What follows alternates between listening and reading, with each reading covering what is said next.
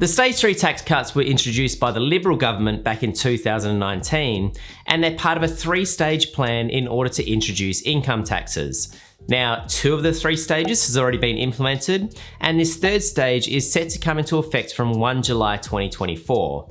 And if you earn above $45,000, then it's going to benefit you. I must admit, I was expecting the current government to abolish the Stage 3 tax cuts, particularly given the fight against inflation.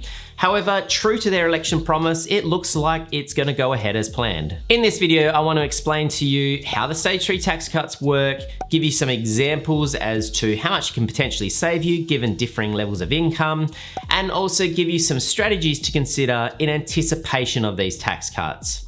Now, just a quick word of warning, and that is, before implementing any strategy, just have a chat to your financial advisor or your accountant first.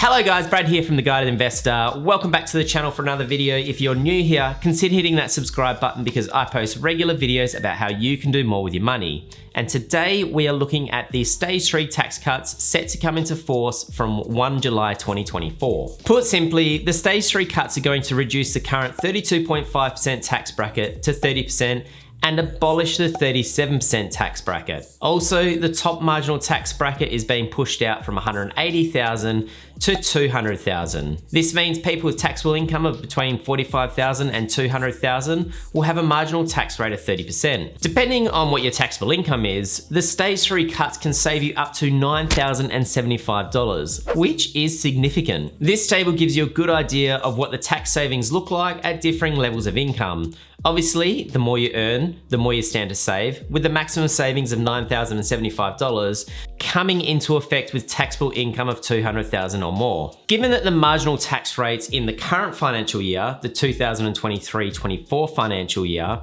are going to be higher than next financial year, assuming the Stage 3 tax cuts come through, then there are some smart planning strategies you can do now in anticipation of this in order to reduce your tax payable. Where possible, you should be aiming to minimize your taxable income this financial year, even if that means that your taxable income next financial year is going to be higher.